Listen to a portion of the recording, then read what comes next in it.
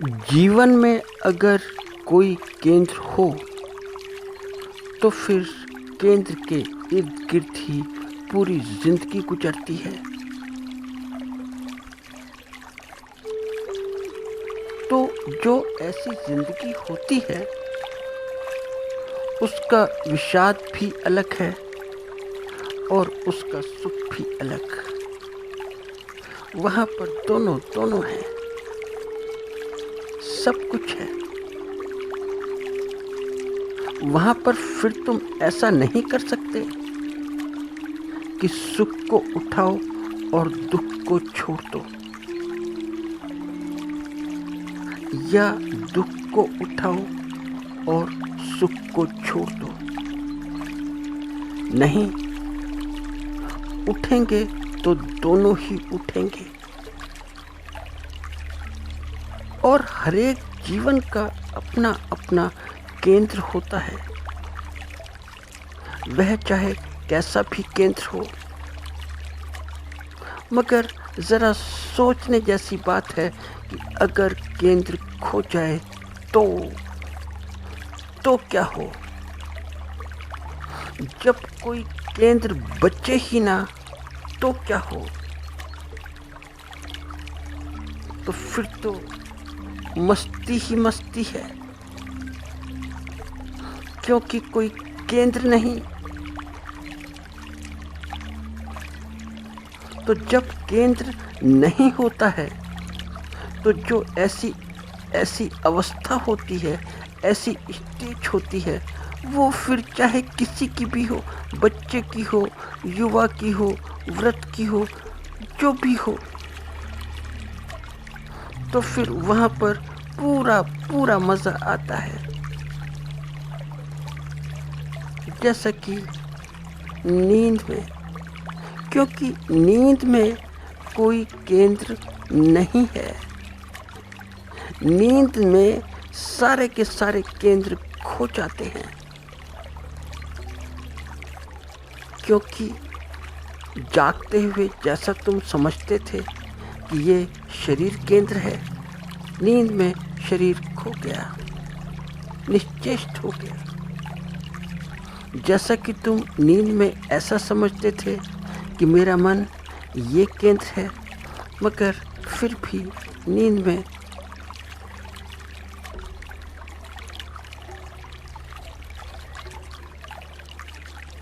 गया, निकल गया, सारा चला गया, लुप्त हो गया। तो नींद में पूरी मस्ती है, पूरी मस्ती। इसीलिए तो जिसकी नींद पूरी नहीं है फिर वह मस्त आदमी नहीं हो सकता। और नींद में इतनी मौज मस्ती इसीलिए होती है कि आदमी का सेंटर पॉइंट खो जाता है। पूरी तरीके से ना खोए, मगर इतना कहा जा सकता है कि लगभग विलीन हो जाता है। तो कोई केंद्र नहीं है।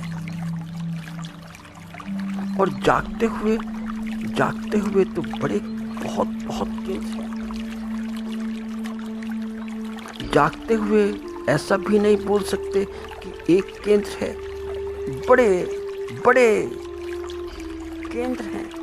और जितने केंद्र हैं उनमें बड़ी भिन्नता है। उनका अपना आकर्षण है, प्रतिकर्षण है, मगर सोते हुए नहीं, नींद में नहीं। नींद में ऐसा कुछ भी नहीं। तो ही तो नींद के बाद तुम जब जागते हो तो बड़ी ताजगी का अनुभव होता है। तो ये ताजगी नींद के अंतराल से ही मिलती है, और इसलिए मिलती है कि नींद विकेंद्रित है, विकेंद्रित। क्योंकि नींद विकेंद्रित है तो फिर कोई भी अहंकार नहीं है। कोई मैं भी नहीं है, कोई घमंड नहीं है कि मेरा नाम ऐसा है, मेरा नाम ये है, जाति ये है, ये परिवार है, कि ये घर द्वार है, कि मेरी वर्ण व्यवस्था ऐसी है, कि मैं यहाँ का रहने वाला हूँ या वहाँ का, पूरब का या पश्चिम का, कोई भी अभिमान नहीं है। तो होता क्या है? होता ऐसे है कि अहंकार समाप्त हो जाता है। अहंकार के सारे अभिप्राय समाप्त हो जाते हैं। कोई अभिप्राय बचा ही नहीं, शेष ही नहीं रहा। तो ही तो नींद सुखद है। तो ही तो आँख खुलते ही सुबह को आँख खुली नहीं कि ताजगी का अनुभव होता है, मगर जैसे ही आँख खुलती है तो फिर वही केंद्र आने शुरू हो जाते हैं और बड़े बड़े केंद्र हैं। फिर जीवन का केंद्रीयकरण होने लगता है।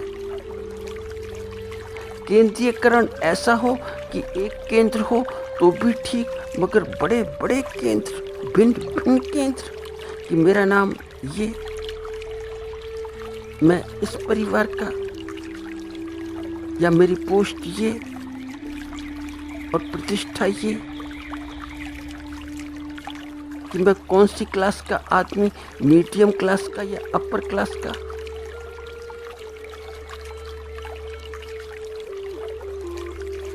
तो फिर जागने में वही सब होने लगता है। तो मैं इसीलिए बार बार बोलता हूँ कि नींद और ध्यान में बड़ी समानता है, क्योंकि जो सोते नींद करती है, बात को ऐसे समझो कि सोते जो नींद करती है वही जागते ध्यान करता है। ध्यान भी वही करता है। वही करता है कि जो सोते हुए नींद बंद आंखों से करती है। ठीक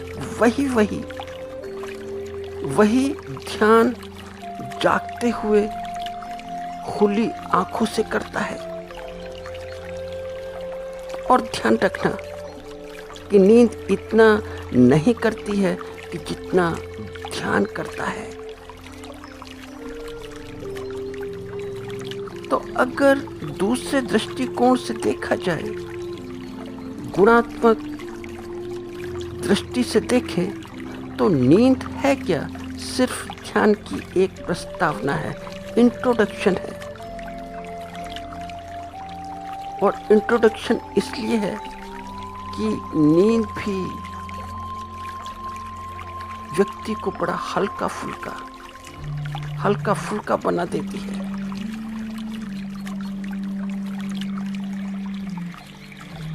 मगर नींद में मैं उपस्थित रहता है।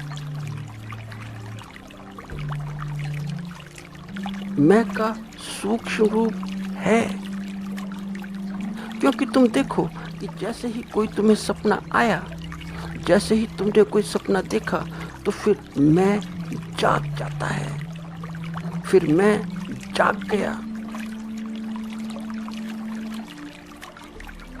ये मैं के जागने से ही होता है कि जैसे कि तुमने कोई सपना देखा और तुम खौफज़दा हो गए, और खौफज़दा होकर पसीने पसीने हो गए। क्यों हो गए? मैं जाग गया सपने में। बिना भागे भी सपने में,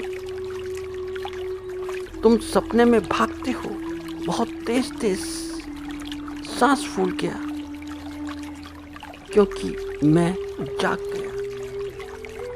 और जबकि तुम देखो कि शरीर बिस्तर के ऊपर बिछा है, जैसे कि बिस्तर बिछा है, शरीर लेटा है, मगर मैं जाग गया।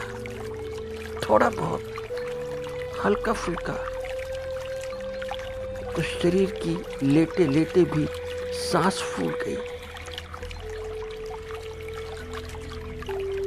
मगर ध्यान में ऐसा नहीं है। ठीक ठीक ध्यान में ऐसा नहीं है। और ठीक ठीक ध्यान अगर देखो तो कुछ भी नहीं है। ठीक ठीक ध्यान है क्या? ठीक ठीक ध्यान निर्भार है, वहाँ कोई भार नहीं है। ठीक ठीक ध्यान है क्या? ठीक ठीक ध्यान निर्विचार है, वहाँ कोई विचार नहीं, कोई सपना नहीं। तो ठीक ठीक ध्यान भावातीत है, भावों से भी बहुत बहुत आगे, भावों से भी बहुत बहुत ऊपर। तो अगर कोई पूछे कि ठीक ठीक ध्यान होता क्या है, ठीक ठीक ध्यान में क्या है, तो ठीक ठीक ध्यान में कुछ भी नहीं है, कुछ भी नहीं। ठीक ठीक ध्यान में कोई भी भार नहीं है, ठीक ठीक ध्यान निर्भार है। तो मन होते हुए भी नहीं है, क्योंकि मन का क्या? तो जब उपयोग मन का होना हो तो किया, मन का उपयोग किया तो मन का उपयोग हो जाता है। और जब नहीं करना हो तो मन बैठा है एक तरफ, तो फिर शून्य है, शून्य। फिर कोई मन नहीं है, फिर मन की जरूरत है क्या? क्योंकि उपयोग नहीं करना है। उपकरण की मन क्या है? उपकरण है।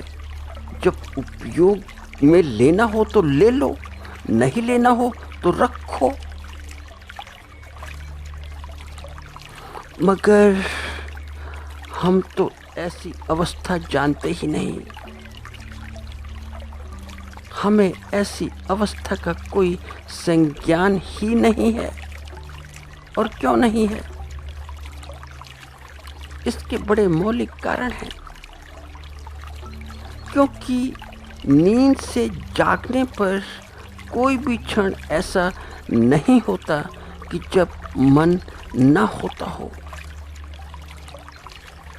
मन 24 घंटे साथ में।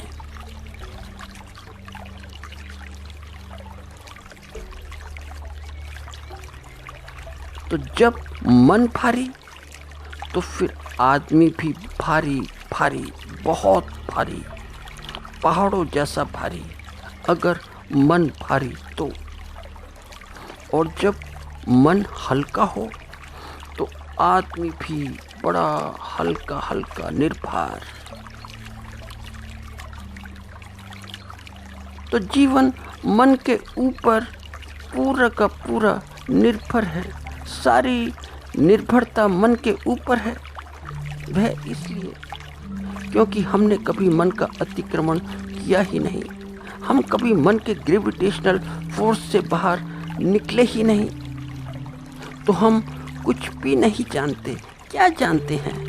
हम निर्विचार होना जानते ही नहीं। और जो व्यक्ति मन के भीतर ही पड़ा रहता हो, मन के भीतर ही हो, मन के खोल के भीतर, तो वह फिर मन में लिप्त ही रहेगा। तो कुछ ना कुछ तो करता ही रहेगा, तो करता ही बना रहेगा, हर समय करता रहेगा। उल्टा करे या सीधा करे, जैसा भी करे, मगर करता रहेगा। ऐसा व्यक्ति एक क्षण को भी निर्विचार नहीं रह सकेगा, कैसे रह सकता है? ऐसा व्यक्ति एक क्षण को भी निर्भर नहीं हो सकेगा, कैसे हो जाएगा? वो कुछ ना कुछ अपना करता ही रहेगा, कुछ ना कुछ। तो उसके लिए एक पल भी खाली नहीं। और अगर एक पल को भी खाली होगा तो एक पल उसे ऐसे लगेगा कि जैसे साल भर का खालीपन। तो वो जो खालीपन है उसे खाने को दौड़ेगा। तो बात को थोड़ा सा बात को ऐसा समझते हैं कि एक कहानी है, कहानी बड़ी अर्थपूर्ण है। हुई हो या ना हुई हो दूर की बात, मगर जीवन के बहुत बहुत निकट की बात है, जीवन के अनुभव की बात है। हुआ क्या कि कोई आदमी था, उसने एक भूत ले लिया, भूत खरीद लिया। और भूत जो खरीदा वो भी इसलिए लोभ लालच में, क्योंकि विक्रेता ने उसे ऐसे बोला कि कितना ही तुम्हारे पास में कोई भी काम हो, कितना ही लंबा चौड़ा काम हो, ये एक क्षण में कर देता है, क्षण भर नहीं लगाता है। तुम मुंह से निकालोगे कि तुम्हारा काम हुआ। तो आदमी व्यवसायी था, तो उसने कहा एक चराग मेरे हाथ लगता है, इसे घिसूंगा तो जिन प्रकट होगा, सारे काम कर देगा। तो बिजनेस माइंडेड आदमी, तो उसने सोचा कि बड़ा मजा आ गया, जिन से बड़ी सहायता मिलेगी, घर में भी काम होगा और बाहर भी होगा। मगर विक्रेता ने उससे एक बात ये बोली कि ये खाली नहीं रहना चाहिए। अगर ये खाली हुआ तो तुम्हें खा जाएगा, निकल जाएगा। तो उसने कहा मुझे तो ऐसे सेवक की जरूरत है जो काम करता रहे 24 घंटे। तो हुआ क्या कि वो आदमी उस भूत को, उस जिन को लेकर आ गया। मगर एक परेशानी हो गई कि आदमी जैसे ही मुंह खोले तो मुंह खोलने से पहले ही उसका काम हो जाए। और फिर जिन बोले कि बताओ दूसरा काम क्या करना है। और जैसे ही दूसरा काम हो तो फिर पूछे कि तीसरा बताओ, फिर चौथा बताओ। और जैसे ही भूत ये पूछे तो आदमी कांप जाए कि अब क्या बोलूं। सारे काम एकदम कर देता है जैसे कि मन जीवन भर करता है। तो उसे बात याद आ जाए कि अगर खाली रहा तो तुम्हें निकल जाएगा। तो आदमी बड़ा परेशान हो गया। उसने सोचा कि अब क्या करूं, कहाँ जाऊं।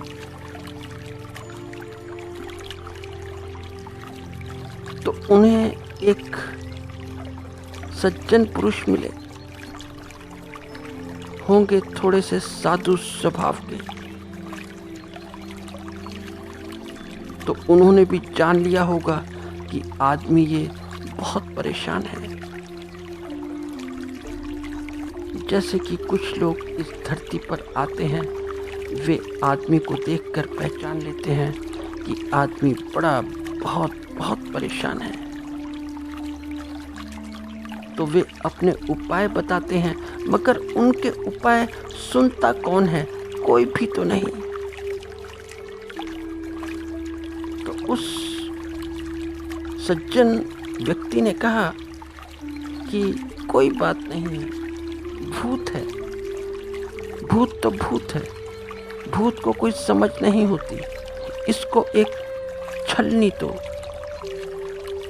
और भेज दो नदी किनारे, कि छलनी से पूरी नदी खाली करनी है। जितना भी नदी में पानी है खाली कर दो। बैठा दो भूत को। तो उसने ऐसा ही किया। तो भूत छलनी लेकर बैठ गया कि नदी खाली हो जाए, और खाली करने में लग गया। और वह भूत आज तक करता है।